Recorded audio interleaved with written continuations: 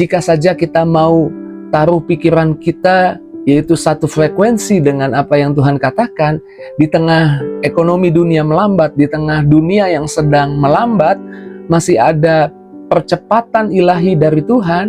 Saya percaya ketakutan akan menyingkir dari hidup kita. Saya percaya yang ada adalah pengharapan, yang ada adalah sukacita, yang ada adalah semangat yang baru.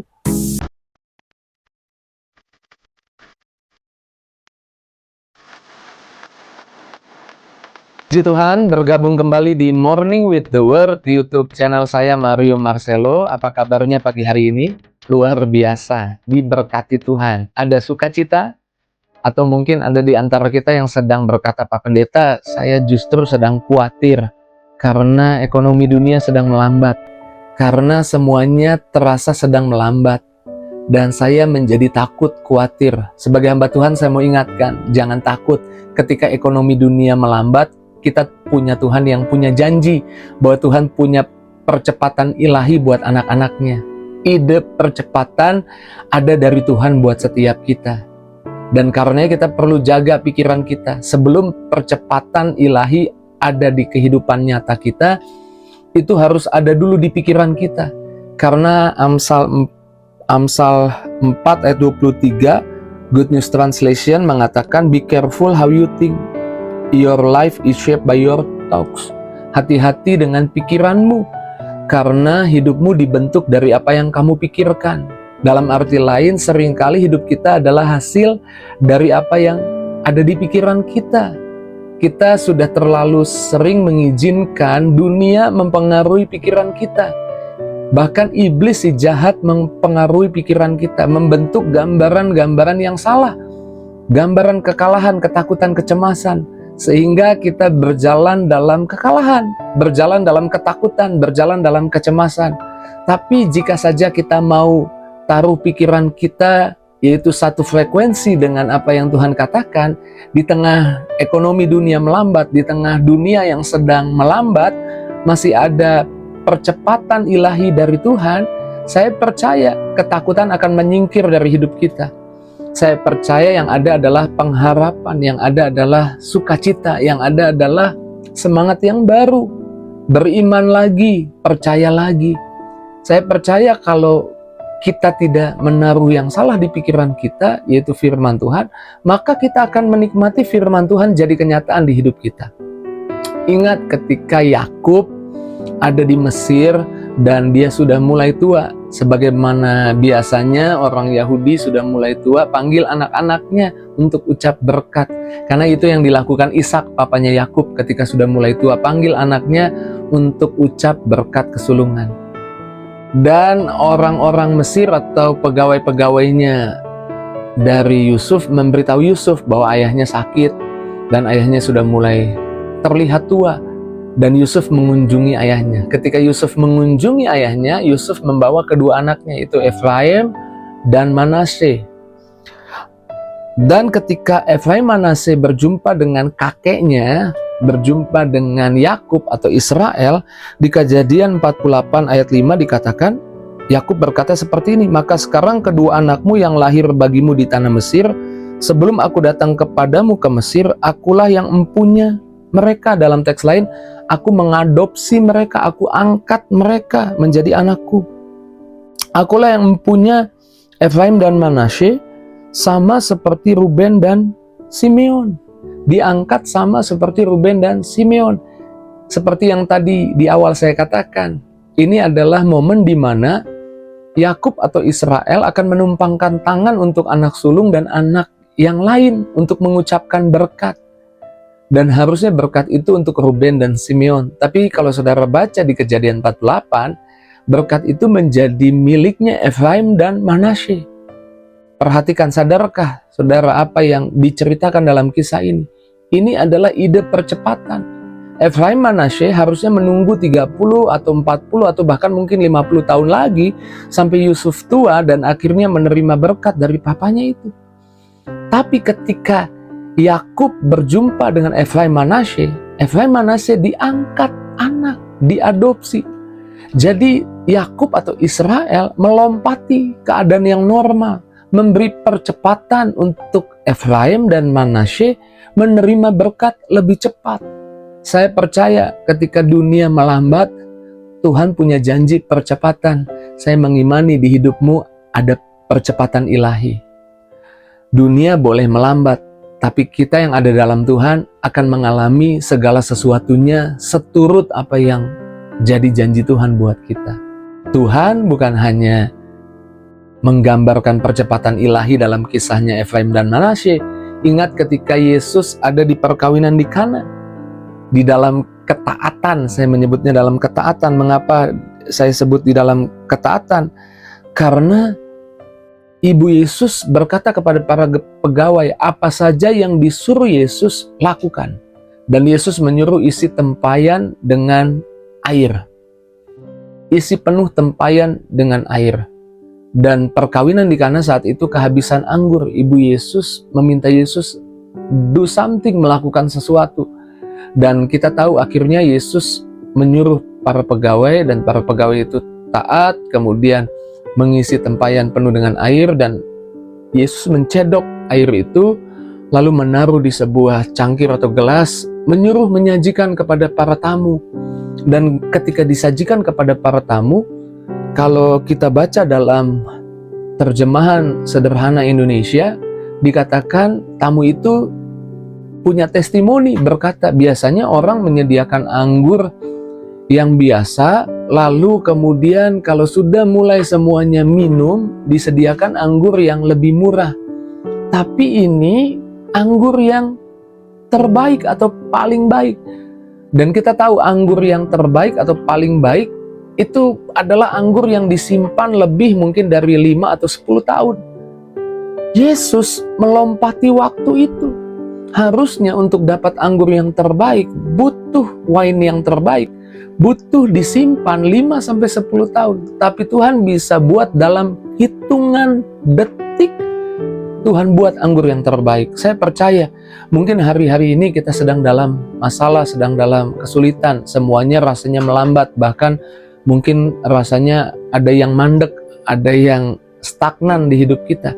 Percayalah, waktu kita menaruh di pikiran kita bahwa Tuhan bisa mengubah segala sesuatunya yang harus menunggu lama, bisa terjadi dalam hitungan detik. Tuhan yang sama bisa lakukan buat kita. Dan jika itu yang jadi imanmu, saya percaya tidak ada yang bisa menghalangi imanmu jadi kenyataan, kecuali dirimu sendiri membatalkan imanmu. Dan Tuhan ingin kita sadar, kita tidak takut, kita tidak khawatir, kita tidak cemas. Sekalipun ekonomi dunia sedang melambat, ada Tuhan yang bisa buat percepatan ilahi di hidup kita.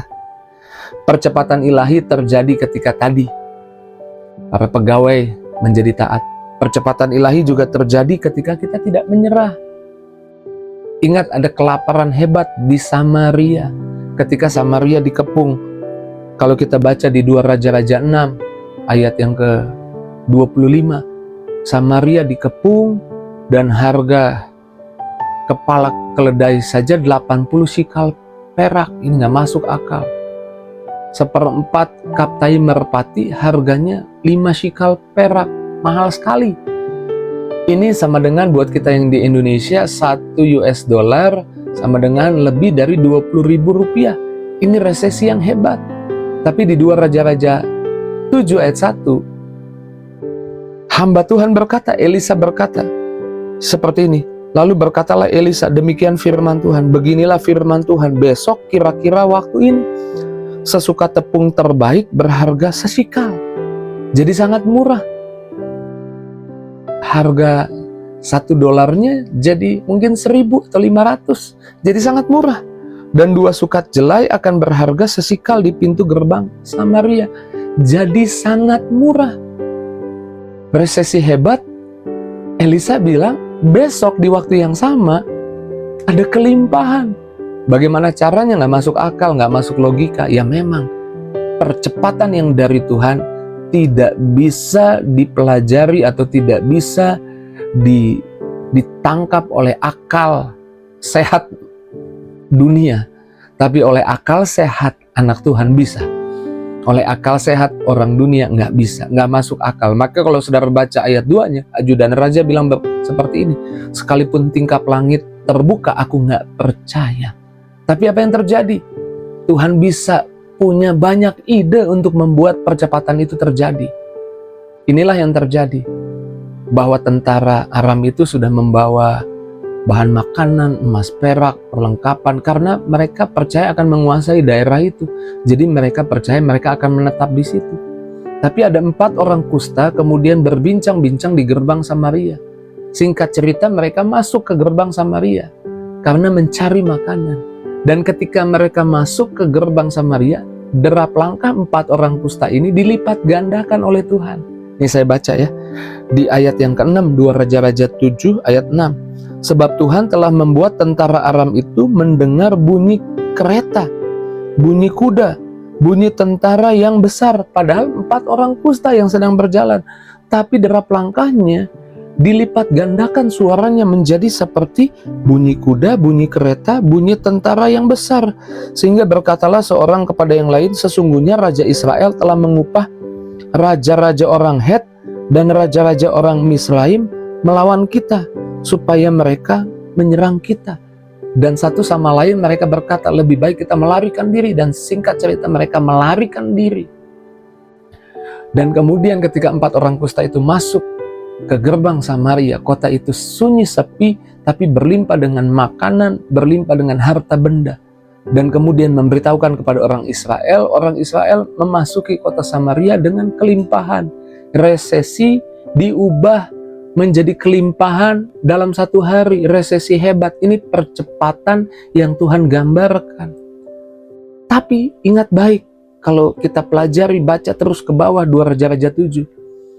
Ajudan raja yang tidak percaya melihat kelimpahan itu, tapi tidak menikmati. Dia diinjak-injak oleh rakyat karena masuk ke situ, dan kemudian terinjak-injak oleh rakyat, mati terinjak-injak oleh rakyat. Biarlah kita bukan bagian orang yang tidak menikmati percepatan yang Tuhan akan lakukan di tengah-tengah ekonomi dunia yang sedang melambat. Saya mengimani ada percepatan yang Tuhan bisa lakukan untuk menjawab doamu. Jika hari ini engkau sulit, besok jangan batasi Tuhan. Besok keadaanmu bisa berubah. Karena ini terjadi di Samaria. Dan saya mau ucap berkat juga. Jika hari ini engkau sakit, besok di waktu yang sama engkau bisa sehat bugar. Jika hari ini engkau hutang-hutang, besok di waktu yang sama Tuhan bisa menolongmu. Ada seorang jemaat bersaksi, waktu saya memberitakan tentang percepatan ilahi ini, dia menangkapnya dengan iman. Dan dia mengalami kerugian yang cukup besar. Tapi di esok harinya, karena dia beriman, seorang pimpinannya, seorang bosnya kemudian bermurah hati dan memberi dia berkat. Ini percepatan yang gak pernah dia pikir, pemulihan yang cepat sekali yang gak pernah dia pikir. Sebagai hamba Tuhan, saya mau katakan, kalau Tuhan bisa lakukan di perkawinan di Kana buat Efraim Manasye, Tuhan lakukan di kota Samaria, Tuhan juga bisa lakukan di hidupmu. Ketika semuanya melambat, jangan takut, masih ada percepatan ilahi. Haleluya. Saya doa kebenaran firman Tuhan ini di pagi hari ini boleh berkati setiap kita.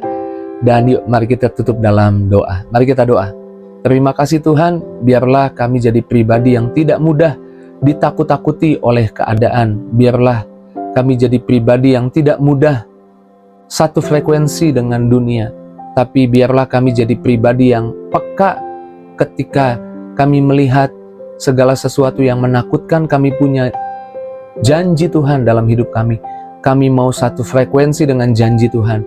Dan ketika kami satu frekuensi dengan janji Tuhan, dan janji Tuhan ada di pikiran kami percaya apa yang ada di pikiran kami akan jadi kenyataan di hidup kami. Terima kasih buat renungan pagi ini Tuhan. Berkati setiap pribadi anak-anak-Mu.